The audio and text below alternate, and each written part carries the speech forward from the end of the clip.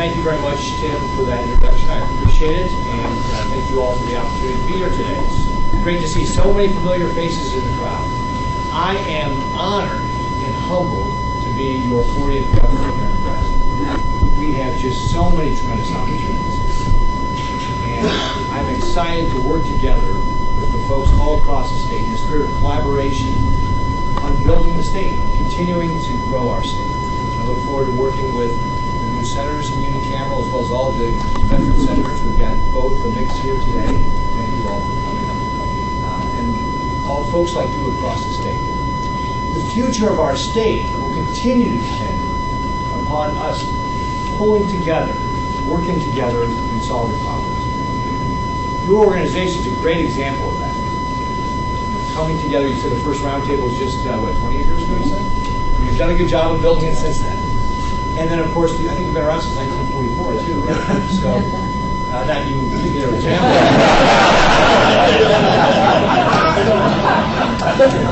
Just the organization. So, it's a great example of how we pull together as Nebraskans to solve the common problems we have, especially this one here around water, one of our greatest natural resources.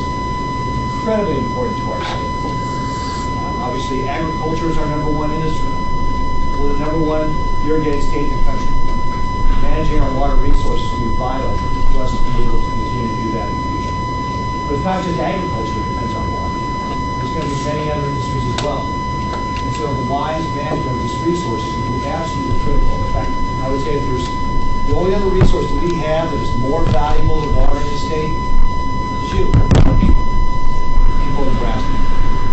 So it's important what you're doing here to manage this very important resource. And a great example of how we as Nebraskans come together.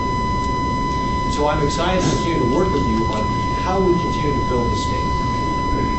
As I look forward into the future, I'm really optimistic about what we have to do here in Nebraska. And as I look into this next legislative session, I think there's some 4 key things that we got to focus on.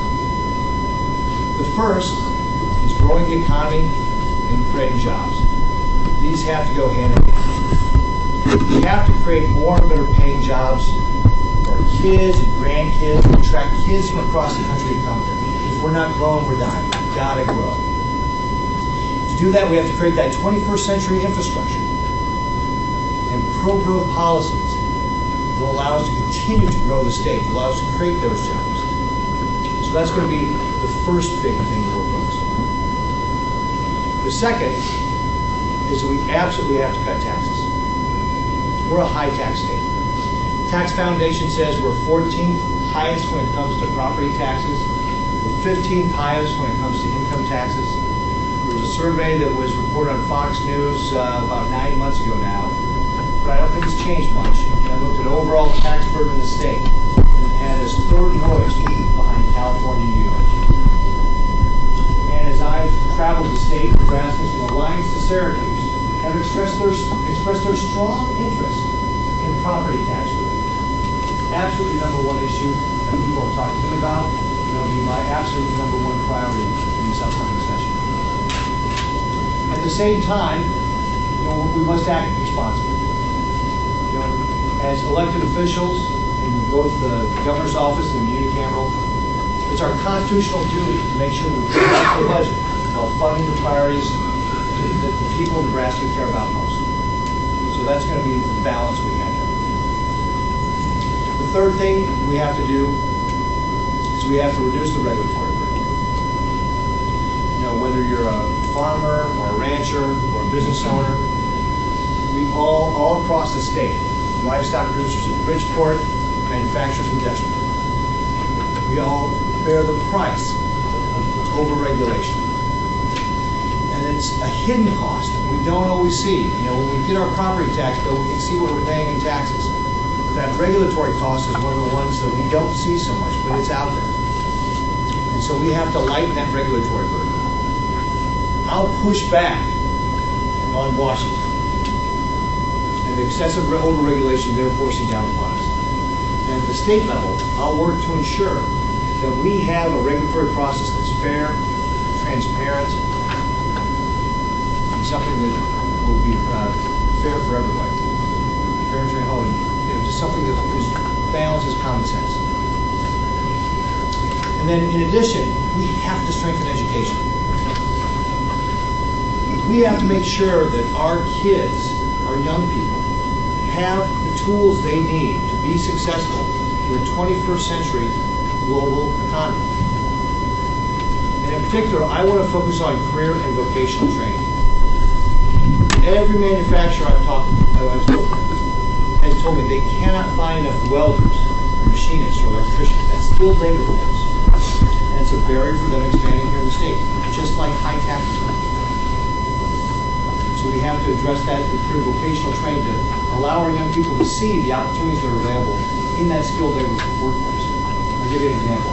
I was visiting Astro Cement, and they were telling me that if you get a 2-year electrician's degree out of high school, start working, you're like $22 or $23 an hour.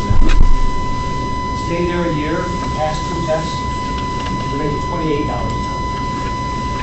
Think about that. That's a 21-year-old making $56,000 a year, plus full benefits. Now, I'm not going to embarrass the senators in the room and ask them what they're paying their LAs. But I'm going to tell you that that is a start of a great career.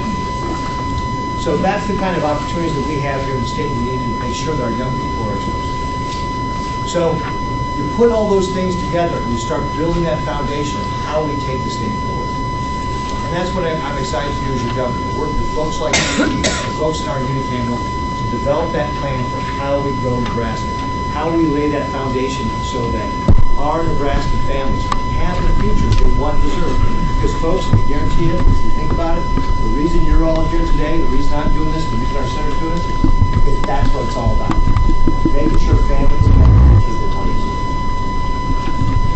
So with that, what I'd like to do is open up to questions and answers, and we'll talk about the things that are most on your mind.